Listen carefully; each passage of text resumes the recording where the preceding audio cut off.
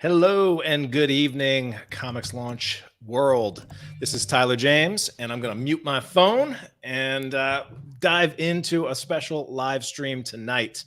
We're going to be talking about a fun topic, one that many creators may never get the chance to do it, but then again, you never know where this whole world of comics and creativity is going to lead you. We're going to talk about helping celebrities bring comics to life, and I have two great guests to talk about this. We'll dive into the whole intersection between Hollywood and comics, how Kickstarter plays a role, and a whole lot more. So I buckle your seatbelts because this is going to be a good one. I want to bring on my guests in just a sec. There is our title card, but my guests today include Don Handfield, who is co-creator and executive producer of Nightfall and the writer of amazing stories. His Kickstarter comics include Unicorn, Loot from Scout Comics. He also does Lost Boy, Origin of Peter Pan.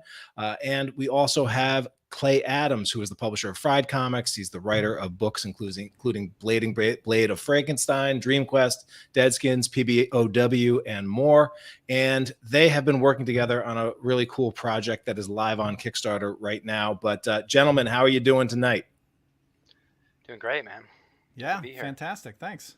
We actually met through Tyler, right? That's how we met. We did. Yeah, we met in Mastermind. Yeah, the old Mastermind matchmaker service. Now, that's right. It's fun to see where those collaborations have led, and let's dive right into what you guys have going on right now. There's a book called Prodigal Son #1, which is on Kickstarter, and the most familiar face on there is someone who's been a big part of probably all of our childhoods, for better or worse, for nightmares and whatnot. That's Cobra Kai's Sensei Kreese, aka Marin Kove. You've worked with him to develop this project, but I guess start with Don. Like, give us the origin tale of this. Like, how did this all come about, and what do we have here?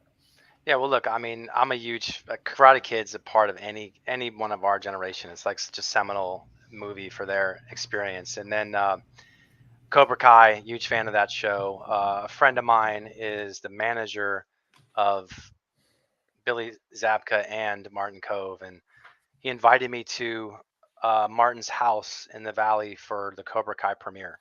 They're going to watch the show and talk about it. And I went, took my son so he could meet them, and started talking to Marty, and he's a great guy. And he started talking about Westerns, and I grew up with Westerns. My mom collects Western books, and I'd never written a Western. I always had an idea for a Western that I'd never had used. And he was kind of telling me he always wanted to do a Western and his ideas. And I said, well, what about this? And I pitched him at the party, and he was like, oh, that sounds really cool. And we just started talking about it, and then just kind of grew from there. So, yeah. So, your background has been film. You've done a lot in that space. When you pitched it to him, what were you pitching? Were you pitching him a comic idea? Were you pitching him a film idea? Where? That's interesting. I'm trying to remember look, I always think of things as kind of like stories, and like, how do you bring them out, whether it's a comic or a movie or a film. I think we actually, have interest from someone. We can't announce it yet on the TV side.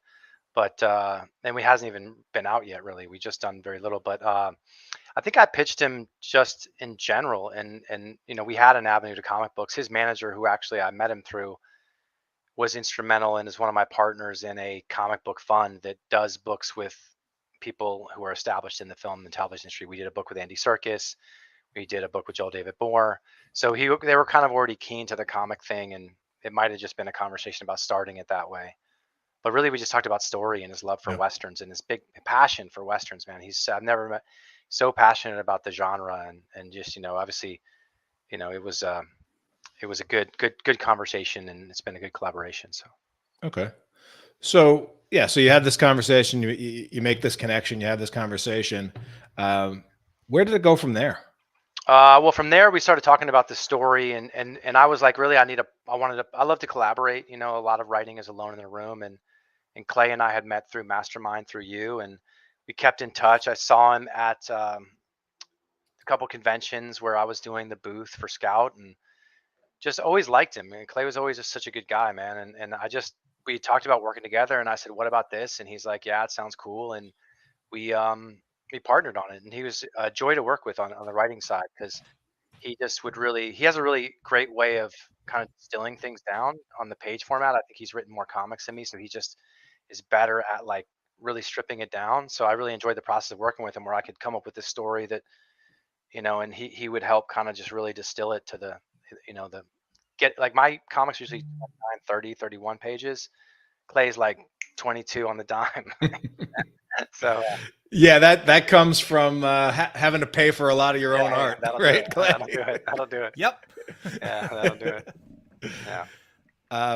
Yeah. So, I mean, Clay, this would be a good time to just hear from your perspective, because you're someone that you're an idea factory. I can feel confident saying that you've come up with a lot of great stuff. I know you also do have a big collaborative background, but I don't know how often you've come on projects where like, hey, here's a story, it's in the works, but and I guess what did you see as appealing to the project, and then also where you could sort of offer some unique value and then dive in and put your imprint on it? Yeah. Well, first of all, Don said he wasn't going to say any of those nice things about me on air. So I just want to say that I'll give it right back to him. Don is somebody that I definitely admire. Really loved the founder, when I saw it. Really enjoyed getting to meet him in the mastermind. We got along great, and had just talked about maybe wanting to do something together. And then we ran it. We had seen each other at San Diego, like he said, a couple of times, but we just happened to run into each other, I think, at the Whatnot party in San Diego. And he pulled me aside and was like, "Hey, listen, we're trying to get some stuff together. Have you ever written a Western before?" And I had done Deadskins, which it's a horror comedy Western, but I was like, that counts. Yeah, a Western. There were horses. There were hats. Exactly. Yeah. Yeah, Layla hated drawing the horses. So yeah, for sure, it was a Western. So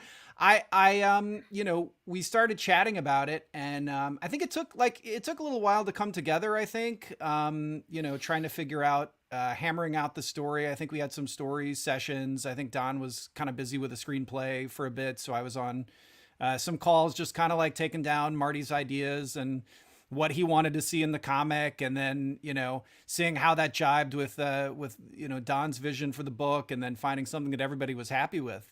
And it was a really fantastic experience. I think just in terms of like how this all came together from my perspective, like just being places, like just being in the mastermind and getting to meet people like Don and all the great people that we work with in the mastermind, being at a convention, just being in the right place at the right time. I mean, I think there's a lot to be said for that. And it just kind of fell into my lap, and I've been very happy. Yeah, that's great to hear. And, you never know where one conversation, one meeting is going to lead to. But so, you both have Kickstarter experience, but this is being run under a new account, first launch for Thunder Comics. I think you spoke a little bit to what they're about, but like how is it, for both of you that have had control over Kickstarters, had sort of Kickstarter backgrounds, has this been more hands-off from the running the Kickstarter campaign for you guys, or how is that sort of broken down? No, we were pretty hands-on with the Kickstarter. I mean, Clay did a ton of the work as far as the layout and design and everything. It's just the entity that's sort of behind the book is Thunder, and they're, so it's under that moniker and, building up that brand. But no, this was definitely a Clay, Don Kickstarter experience. It's a little different when you're working with someone and you never know really how their audience is going to react. There's a massive Cobra Kai fandom. You never know the best way to access those fans and a lot of people who are in the Venn diagram of that fandom don't know what Kickstarter is. So that's always a challenge too. It's like, how do you educate them on the platform and bring them into it? But when we did have a chance at New York, we had Marty there signing an ash can of this book, and we saw the response. I mean, people the line was around the booth several times, because people just see him, and it does speak to them, whether they're Cobra Kai fans or Karate Kid fans. They're like, oh, it's the guy, the guy from, Cobra Kai or Karate Kid. So we found that kind of, but Kickstarter is an interesting and wonderful platform, but it's always a little bit, quixotic. You have to kind of, approach things and prep and make sure you do your pre-launch right and everything. So your mastermind was super helpful, and probably something that I should do more often, like Clay. Well, yeah, I mean, having these conversations, I feel like every 6 months or so, something changes in this world, in this wacky world, and just having some people with the finger on the pulse that you're connecting with regularly definitely helps. So, I mean, speaking of the mastermind, though, a couple of months ago, we had a really good discussion in there. One of the creators wanted to talk about whether there's still like a stigma for comics that are sort of pitches, like obvious pitches for movies or TV, but they're making them just as a comic. There were, I think, a couple of, or at least, on Twitter, I guess it always feels like that. But in the past, like you had seen some like backlash about like big name stars trying to come in with sort of like clearly like they're not all in on it, but they're just like, hey, let's see what happens on this star vehicle comic that like comes out with one big issue and then goes away. And that leaves a little bit of a disdain on it. But like, where do you guys fall on this sort of like comics should be comics and movies should be movies and TV should be TV? I know, Don, you feel pretty strongly that story is story, and that's the most important. But yeah, I mean, look, I hear that a lot, and I come from both worlds, and it's all about just the medium for the story, and story. It's like, it's however it starts, it should be however you can start it. If you can just make it into a movie, great. If it starts as a comic, great. But I think what I personally like about comics, as opposed to screenplays, is screenplays are a blueprint. So people only see that thing if it gets made into a building, and to make it into a building costs Nightfall was $50 million. That's a tremendous amount of money to see if something comes to life. And comics aren't that expensive, and the story gets to live, and whether the story is successful or goes beyond that, it doesn't necessarily matter. But I do things always with an eye that the story could be something bigger. But as the world changes, it's not even film and TV anymore. Everything's moving to augmented reality and video games. I just took a class at MIT on augmented reality design. I'm developing a game that's a hybrid. It's a comic book. It's augmented reality. It's a game. It's the world changes, and the medium with which you tell stories is going to change. And I don't feel like one medium, like if it's people are writing short stories to sell to film and TV, and right. It's just whatever medium you can get the story into. Personally, so I feel. Yeah, and I like it's always important to me to make the best comic book that you can make. Whether or not you have ambitions to turn this into something else in a different medium. But all those Universal monsters, they all started as books. Bram Stoker didn't envision a movie, I'm sure. Mary Shelley didn't envision a movie, but they're emblazoned on our consciousness because of the movies. Because movies just have a bigger reach than publishing does. Game of Thrones, same way. I'm sure more people watch the TV show than read the books, but George R.R. Martin, hopefully is still working on the next book, but tries to make those a literary experience, you know what I mean? And not just like a naked, blueprint for a screenplay for a TV show. So we definitely wanted to make the best comic we could make. But obviously, with an eye towards, hey, this could maybe become something else down the line. But Marty was very involved in the, crafting story, and getting some ideas in there. So, you know, it's not just a vanity project. You know what I mean? Like he had some great ideas. Yeah, and one thing I'm wondering about, because this, you know, is clearly, you know, you're using Marty as, you know, the model for one of your main characters, your grizzled gunslinger, which is great casting for that.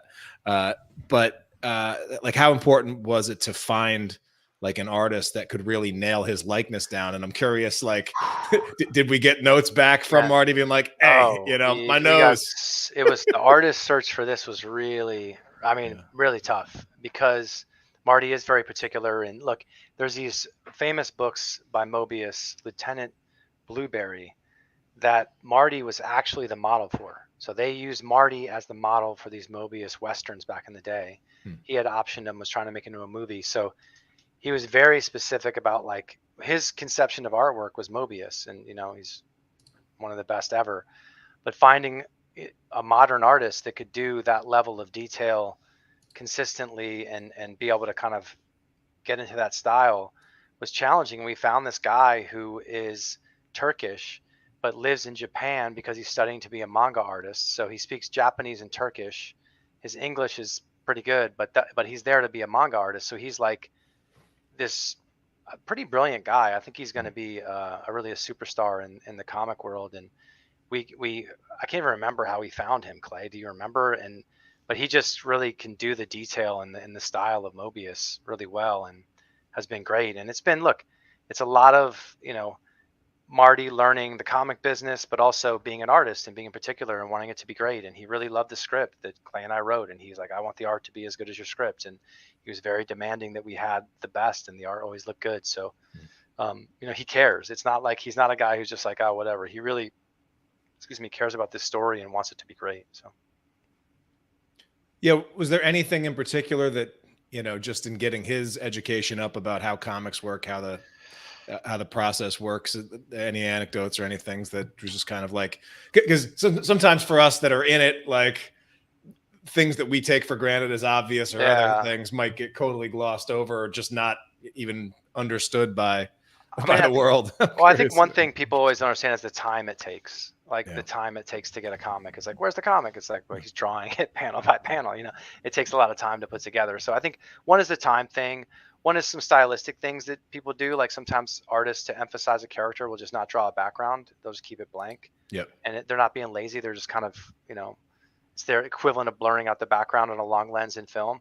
It's just stuff like that. Sometimes silhouettes, just stylistic stuff that also didn't really exist back in the, you know, the Mobius days, where it was sort of like straight panel. You know, there's some stylistic things that people do now with how they draw things, and just that kind of stuff. But what's great about Marty is he's an artist, and you know, he's an actor, so he cares about the character and he cares about how it looks overall, and just was always, you know, demanding that we just, you know, made it the best it could be, and, you know, not the best to become a TV show or movie, but the best to be a comic. So every panel he would tell us what he thought, you know, how the hat looked, like the cowboy hat. Like, he's very particular about the details.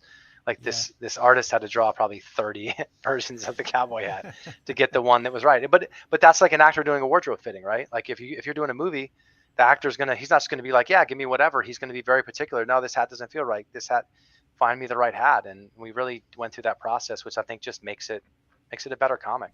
And speaking of the hat, there you can see it. There it is. Yeah, that's it. So, you know, some things that we think about is like, when you are making something a comic, you want to take advantage of the things that the medium can do well. And some genres tend to lean themselves towards comics more than others, or sometimes, like, you know, when you think of in horror, right? You can take like a regular with a horror movie, you know, you can have a mundane scene, but have the right soundtrack running on the background of it, and it's a terrifying experience. And you can't do that in comics, obviously, but there are other things that comics do. Westerns also seem like a genre that, you know, it's well worn in TV and film, and there are things that you'll learn or things that you'll expect from Westerns, and some of those, like the soundtracks or, you know, certain sound effects or things like that you might not be able to pull off or just have with a silent frame by frame comic. But anything that you can think out that you're like in diving into this is like, oh, you know what, this really works well for Westerns in the medium of comics. I mean, I think there's something with, if you look at like the Sergio Leone films, there's something about just how every frame was sort of a painting, kind of a work of art. And I think a lot with comics, you want to find those angles that tell the story. And so in that sense, yeah, I mean, I had him watch Sergio Leone stuff, and you can see as the, comic goes on and he got more comfortable with it. But just this guy, I think, is the detail he put into the story is something you don't always see from artists today. I think so. In that sense, I think it lends itself to these single frames that tell a story. Yeah. Marty was very particular that the West be a character in the book, and I think you really got a sense of that with Alper's art, and especially Serkan's color too. I mean, I don't want to short him. His color is fantastic. And yeah, if you just look at some of those pictures and the detail that he puts in, the landscapes that he draws, you really kind of get that feel of the West. And that was definitely something that we wanted to capture. As Don was just saying, like some of the best Westerns do that, and we're trying to do that in the comic. And I think Alper and Serkan have captured that really well. Yeah. I'm curious, did the artists living in Turkey or Japan or from Japan, do they know Sensei Kreese? Do they know Karate Kid? Or did you get a sense? No, that's a good question. I don't think did we ever ask them about that? I don't think so. I don't know. That's a good question. I mean, I would be curious. Yeah. I don't know if it made it to Turkey. It'd be funny if they didn't, because then like, why is this guy? This guy's very particular. Yeah, you're really leaning in on it. So a lot of cooks in the kitchen potentially here when you have your financiers, your Hollywoods, your script writer, story co-writer. When you're putting together a book, sometimes like decisions that you might argue for or go back and forth on, like they have to get made. And so like, how did you guys come down when there were sort of disagreements or just, people seeing it differently? How did that work? How does that work out? It's just, look, sometimes I think when you do a book with a celebrity or a star, it becomes a little bit of like what's the goal of the book? And sometimes you can get caught in a trap of the goal of the book is to make this person happy. And that's always deadly, because if you're making that person happy, if making them happy means it's not a great book, then that's not good. So Clay and I were at one point at that juncture, and we were really like, look, we have some ideas that will make the book better. And I think people were maybe dancing around a little bit. And I just went directly to Marty and I said, look, here's what we think we should do. This, and this, and then this, and just kind of pitched him stuff that we didn't think was working. And he loved it. Like he loved it. And he was like, I'm all for it. And he became the biggest proponent of it. And ultimately, at the end of the day, everyone just wants Marty to be happy. I think for Clay and I, Marty, ironically, wants a fucking great book. That's what will make him happy. It's not going to, so it happens a lot where people are just afraid to kind of speak the truth or tiptoe around certain personalities, and then you don't get the best product. And I think we have a great relationship with Marty, and he doesn't mince words, and that's always the best kind of creative relationship, because when he's happy, he's happy. And I'm the same way. If I don't like it, I'm going to tell you I don't like it. And when it's right, there's no argument. Like if Clay and I are writing and we don't agree on something, it's never like, oh, Clay, it's just my way of the highway. That's a terrible way to create, because if I'm like if someone, I've been in situations, I've been in a writer's room where there's a guy who's like the boss, and he literally is just like 8 writers are like, this is not a great idea. And this dude is like, well, that's just the way I want it because I'm the boss. And it's like, okay. And guess what happens when you release that TV show into the wild? You think the people that watch the show care who the boss was? They don't. They just go, this is a terrible idea. This is a terrible episode.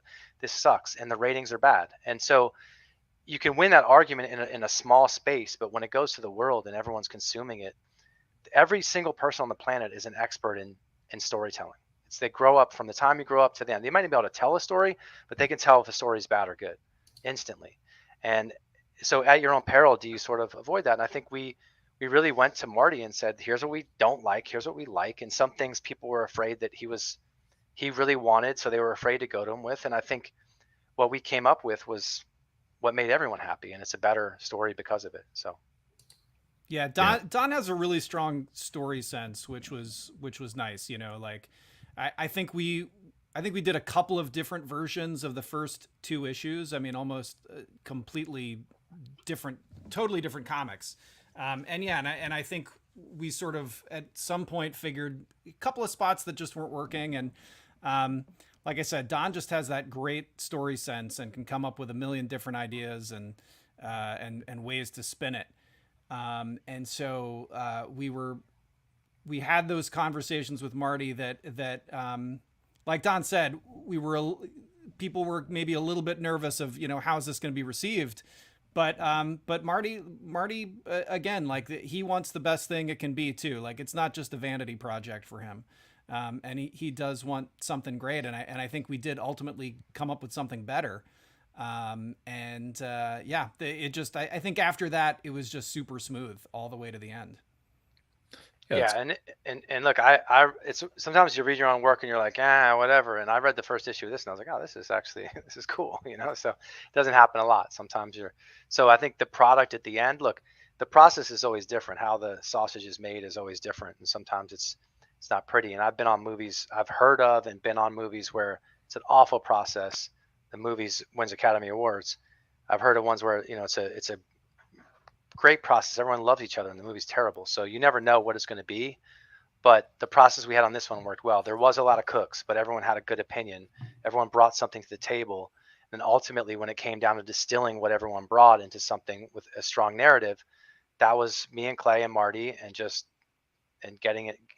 making sure that we had something we're all really proud of. And it came out well. So, yeah. So, you know, obviously when you have a celebrity and a worldwide figure that can be used to your advantage, or you think it should be, but you did sort of mention that the clear jump from the massive Netflix success of Cobra Kai to back this Kickstarter on this crowdfunded comic, not necessarily just a one easy step.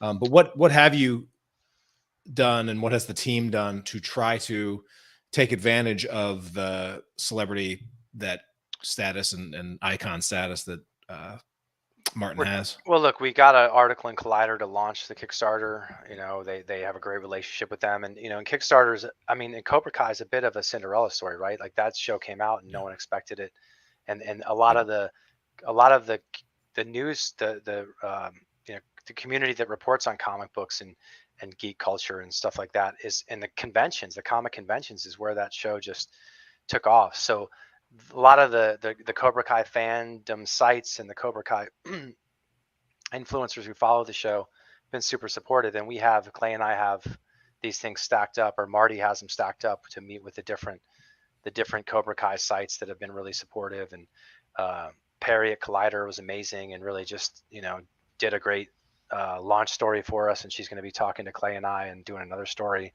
here in a week or so, just to keep the momentum going. But yeah, we've definitely been reaching out to people like that. And Marty obviously has, you know, a celebrity reach on Instagram and his social media. So we've been hitting that as well. And you know, trying to get the word out, you know. Yeah, the Collider article was huge. You know, Marty has access to press outlets that we don't have access to necessarily. And those relationships, I think, are very important. But like Don said, it's like, you know, trying to find that Venn diagram of people who, you know, are Cobra Kai fans, are comic book fans, are Western fans, and also know how to use Kickstarter. Yeah, you know, exactly. You gotta, I think, spread the word far and wide and try to hit that target. Yeah. Yeah. So you guys will actually be out there beating the bushes, hitting the pavement, really trying to push this, because this is intended to be at least 4 issues, correct? Yeah. Yes. Yeah, it's 4 issues. Already scripted. Okay. He's on issue 2 now. So just working through the artwork. Yeah. And do you have plans lined up for like a post Kickstarter approach, or are we obviously, if media or exploitation and other mediums, that those may be deals elsewhere, but from the comics side of things, On the publishing side, not yet. Yeah. We haven't figured out where this is going to land or how we're going to handle that. We're focused on the Kickstarter now, and we'll figure out where to send it from there. Yeah. But I wouldn't be surprised if it turned up somewhere. Yeah, we will. It will be published somewhere for sure. We're just not sure where yet. Yeah, absolutely. So what else? What else do you two have in the works? Because I know you keep a lot of plates spinning, a lot of irons in the fire. Maybe start with Clay, and then we'll jump over to Don. What else should we be looking forward from you coming up, Clay? Yeah. So do you mean like with Don or separately, or it could be all what? of Yeah, the above? just let the people know what's coming down the pipe. Yeah, for sure. So Don and I are currently talking about a couple different projects. So, stay tuned for that. And I've got a new issue of Blazing Blade of Frankenstein coming out very, very soon. More Nightmare Theater, which is the horror anthology that I co-edit. In fact, I'm very excited about my story that I'm doing in that this year. So hard at work on that. And more Dream Quest, a sequel to Dream Quest is coming. And and probably more Carmilla Unbound. There's actually been some interest for turning that into something in the film and TV world. So kind of navigating that and looking at the next issue sometime next year. Nice. And Don, how about you? Yeah, Clay and I are cooking some stuff up that we'll be hopefully able to talk about soon. I'm also I just shipped all the books for Lost Boy #2. Lost Boy #3 is underway art-wise. Loot, we're getting ready to launch Loot #3 on Zoop, which I haven't done Zoop yet. We'll see how that goes. And I have another book called I Killed Cupid that I did with a woman named MC Foley that will be dropping on Kickstarter at some point in the future. And just, working through other things. And, this WJ strike just ended. So I'm back to, I had sold a comic book that I produced called She Bites to a producer. That's going to be moving forward. And I am writing something on the TV side that's going to be stepping ahead and hopefully making a movie here next few months based on the graphic novel I did, my first Kickstarter, Unicorn. It's getting produced with a company called Stampede Ventures.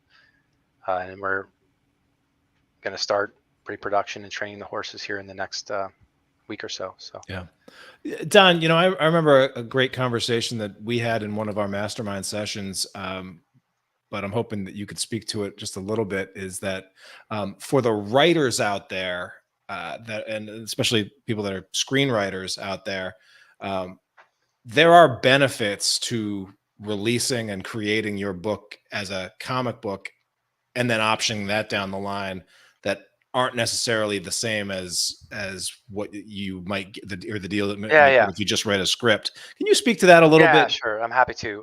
Because it's always nice for us comic book creators to know that it's not all like there are some benefits. There's some good news. Yeah, it's absolute benefits. So I'm a proud member of the WGA. I've been a member for 20 years, and it's a wonderful union. It's great. What most people don't know is the history of the Writers Guild. When it was formed in the 1920s, the deal with the studios and or the government, whoever they had to get permission to start the union with, was that they would give up copyright. So no matter what you write as a screenplay, like for Nightfall, a perfect example, they're both on my wall behind me. For Nightfall, I wrote it as a screenplay on spec, meaning no one paid me. I just wrote it myself not myself, with my writing partner, Richard Rayner. And we wrote it because we love the Knights Templar. And as a producer, I looked at TV and I was like, there's no knights on TV. Like knights are like, and there was just nothing at the time. And so we wrote it on spec, we sold it, they made a pilot. And what happens because it's a work for hire is that once they make the pilot, they own it forever. They can fire you off the show and you can never do anything else with the IP. Like I can never publish a Nightfall novel or publish a Nightfall comic book. After I did Nightfall, I did a comic book called The Rift. My first comic book. I always wanted to make a comic. Was developing a story. I wanted to do it as a comic. Did The Rift and published that with Red 5. That was my first book. Ended up optioning that to Steven Spielberg and Apple to make as an episode of Amazing Stories. And once they made the pilot on Amazing Stories, they had the ability to make it into a series. But when they didn't, I got the rights to the comic book back. So it was sort of like, oh, the difference is once they make a pilot from a screenplay, they own it forever. Once they make a pilot from your comic book, you get the rights to your comic book back, and you retain the rights to publish your comic book. So for me, it's a medium I grew up loving. I mean, I grew up reading comics my whole life. It also became something where I'm like, it's such a great storytelling tool and great medium, but it also provides advantages for you when you go, like, if you sell your comic book and they make it a show, you still can do your comic book. If the show's super successful or not, you still have the rights to it, which is really, I think, I'm all about creators and creators' rights and creators owning their creations. And if you think about the Guild in the 20s when it was formed, there was no such thing as like Superman or Batman or Freddy Krueger or Friday the 13th or all these things. And, the latter two were created by screenwriters. That those creations are not owned by the screenwriters, they're owned by the studios. So I think there's something to be said for owning that original thing. And I have to say too, that as a screenwriter, I was much more precious about my work being adapted, because I'm like, if someone changes your script, you're not getting your story out into the world. But once I do a comic, I'm doing a book right now with a very well-known screenwriter who's adapting a book I wrote, and wants to change stuff, fundamental things about it. And I'm stoked. Like, I'm not protective at all, because I think it's like, I already did my version. My version is at the bookstore. This other version, I can collaborate with this amazing writer who I love. Let's change it. Let's go to town. So that's another advantage of comics, is you have your creative vision is so unfiltered. Like, it's you and the artist typically. Like, when I do a film or TV show, because they're $50 million, you talk about cooks in the kitchen, man. It's like a gauntlet of cooks. And I don't know if you've heard the famous joke about development people. Have you heard this? How many development people does it take to change a light bulb? I don't know how many. Does it have to be a light bulb? Yeah, of course. There you go. So, there you go. But yeah, so I love the comic medium. I think it's great for creators and artists. And look, when you're a screenwriter and you've never had anything made, you're a comic book creator. Once you make a book, once you publish a book, you created a comic. And I've seen it change. I have a contest that people put a screenplay in, and we make the winners into comics, and I've seen it change people's careers.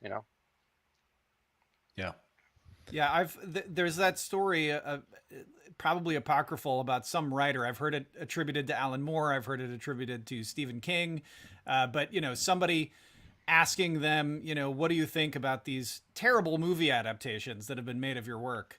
And the writer being like, my work is right there on the bookshelf behind me. It's still there. Nobody messed it up. Nobody ruined it. It's perfectly fine. And I think that is what's so great about, this medium. You can do your vision, and if it gets translated into another medium, I mean, sometimes they have to make changes, and sometimes it works, sometimes it doesn't, but the work still exists. And also, I will say too, that just the shelf life, like if I went to someone with a screenplay that was 5 years old, they'd be like, what are you doing with this thing, man? But The Boys was 20 years old when it got made. Watchmen was 30 years old. So it's just a different thing. It's a great medium. I love comics. I mean, I grew up reading them and still read them, and it's just a wonderfully compact and condensed thing. And what I find too is when I'm working because I'm a screenwriter first, sometimes I'll write, because I've written dozens and dozens of screenplays. It's faster for me sometimes to write something in that basic format and then make it into a comic. And the act of making something into comic format is you have to distill it. You have to really go like, what's this frame? And in a movie, when it's like he takes a drink of water, it's like you can show like that is very complicated in a comic book. It's 3 frames, So 120 pages of script isn't going to be 120 pages of comics. It's really a challenge. And that's why I liked working with Clay. He's done so many more comics. He's just so efficient. Like, he would distill stuff down, and I'd just be like, wow, this really works. And it's so concise. But what I find too is the reason like Pixar movies are so great is because they tell the story 50 times. They're writing it. They're drawing it out the first time and then the second time and the third time. And what I found with my way of working, because sometimes I'll write a screenplay and then make it a comic, and then I'll go back to the screenplay and that'll change the comic, and then I'm back and forth. It's almost like I'm making the movie 5 or 6 times, and by the time it gets to, production, it's already shot it like 5 times. So it's just better. And everything's about, I took this class, again, I was telling you, this MIT class, and they're all about iterative prototyping. Like, how many times can you, and we don't think like that in the arts so much. We have drafts of a script, but we don't think of as an iterative, a prototype. Like, hey, let's check this out, and now we're going to make it better, and now we make it better. And what I found is that just doing different versions, like do a version, let it sit and come back to it, it's going to get better. You're going to make it better. So yeah. Clay, I'm wondering if you could speak to just that process of like, how do you take this big idea and this thing that, yes, the movie version might have 45 shots, and how do you distill down to the key things, and like, do you have any tips or tricks or just like something that, how you think about breaking down a comic book page so that you're getting all the essentials, but maybe being economical with the storytelling? Yeah, I think it's just like trying to think about like, what's that one key image that sells the whole thing. And you only have so much real estate on the page, and like, yeah, you could do 10 panels per page, but then the page starts looking really cramped. So, I always try to go for like 5 as my maximum, but sometimes you go over, sometimes you don't have a choice, but aiming for 5 and really just trying to figure out like, what is that, like right there, the bartender cleaning the blood off the floor, it's like, you can get the sense of the movement, it doesn't have to be broken down any further than that. The guy in the coffin and the kid looking at him, those images together tell a story that you don't necessarily need all the stuff in between. And so it really is just kind of like picking out what are those key images that tell this story. Yeah, I think you're also a talented letterer, and so it probably helps to have the ability to do that final polish and lettering polish once the art comes back, and have control over that. It definitely helps. Although I will say, on this, the first issue at least, because Alper's drawing the second one now, so I haven't lettered in any of that. But on this one, the script and the art just meshed so well. I don't think we really made very many changes at all in the lettering stage. There might have been, maybe there was a line or two that got cut because the picture told the story, and we felt like we didn't need it. Or maybe sometimes the art comes back and you feel like, well, this is great. It's a little different than we thought, but it's great in and of itself. But maybe we just need this one to add this one little line to provide a little bit of clarity. Yeah. That does help for sure. Yeah. It also seems like, and just from what I know of your work, Clay, a lot of it's in the comedy space. And so, you're using, like, if I can get an extra joke in, if I can get an extra thing in here, but it's nice to see the range of in some cases on the Westerns, like, isn't there like a Clint Eastwood movie where he says like 2 words or something, like the whole thing. And so like, this is economy of script and economy of dialogue. Was that just a nice change of pace for you, or is it a little tough to not want to throw in, extra? There was a lot of, from the early script to the later script, a lot of it was just like, he's talking too much. Like, this guy does not want to talk. Like, he'll say the least amount of words he can possibly say, and less is more, so we had him talk very little, and a lot of it was cutting his lines from the initial draft. And I think once we locked into that too, then everything else became so much easier. Once we just locked into how he talked, how much he talked. But yeah, for sure, that's one of the things that was appealing to me. I mean, I like working with people that I can learn from, and I felt like I could learn from Don. Again, like on the story side, he's very strong there.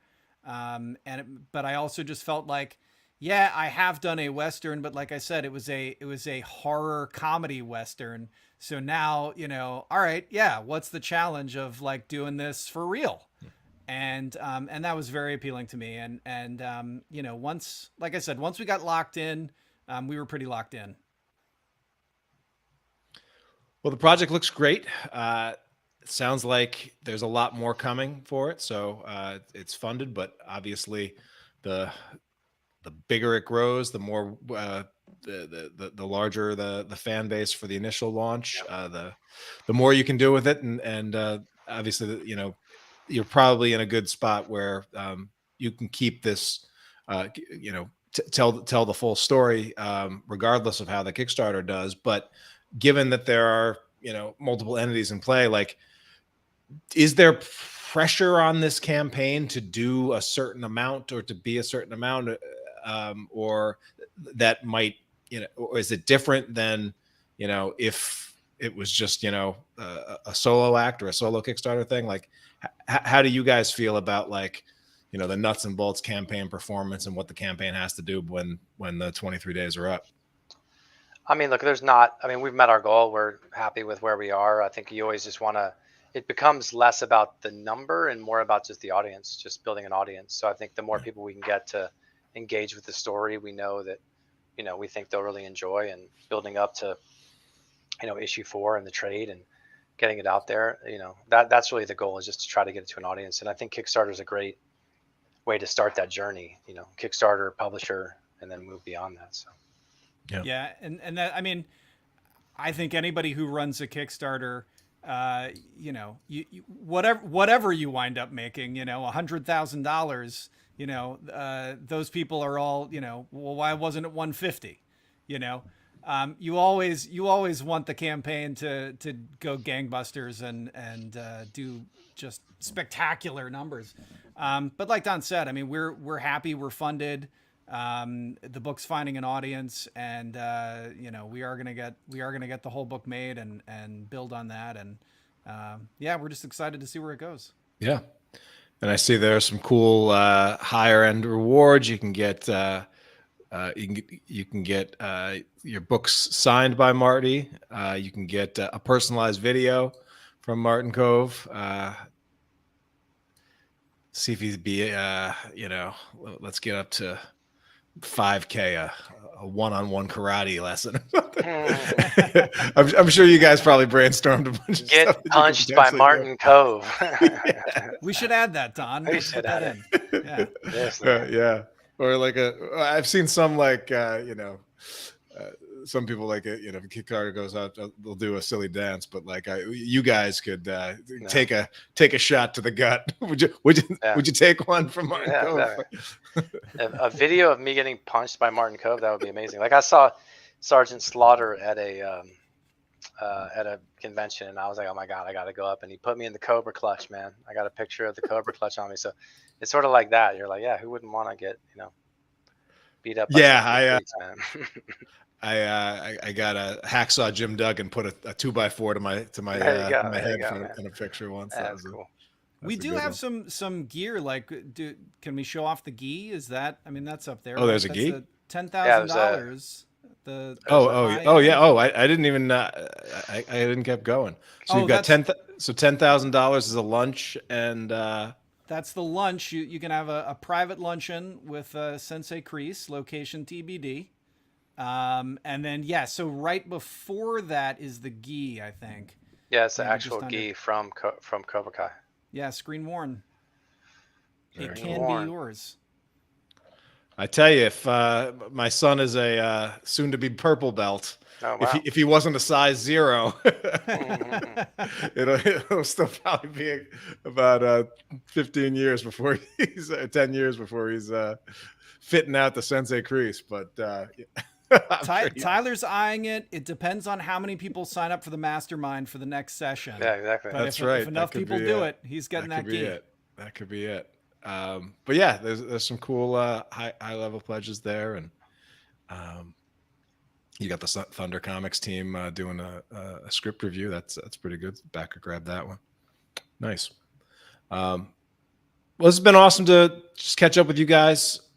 Glad to see you're continuing to do cool stuff. Anything before we wrap up? Anything else you want to say about this project, or just state of the world, state of being a creator here? Just thanks for having us, man. We appreciate it. And what you do is so important. Like, when I started my Kickstarter journey, dude, I wouldn't have been able to do it without you, man. So I'm just grateful and glad I met Clay. And it's a great community, man. People help each other out, and it's so important with this to help spread the word. So yeah, for sure. I mean, you've done a ton just to build this community around comics, and I'm in the same boat as Don. Like I wouldn't be doing this without you, and just very, very grateful. And yeah, and thanks for connecting people. I mean, like we said, we met in the mastermind, and it's been awesome. I appreciate that. And yeah, it's been great to, obviously see all of your fine work get on the Kickstarters and launch. And I always enjoy when they show up on my doorstep as well. And so that's another nice thing about backing projects from creators that do great work and deliver on it. So this is another example of project. And I think, as cool as it is to work with a celebrity, like I think Martin is really lucky to have you guys shepherding his project, because in the world of comics and Kickstarter, you guys know what you're doing. So it's awesome to see those kind of connections happening and good projects being made. So let's get more of that. Let's keep it rolling. Thanks, Tyler. Thanks so much, guys. Hope Thank you have you, a great brother. Talk rest to of you the soon. evening. Yep. And everyone tuning in, thank you so much for checking this out. We can't wait to see what you launch next. Take care, everybody.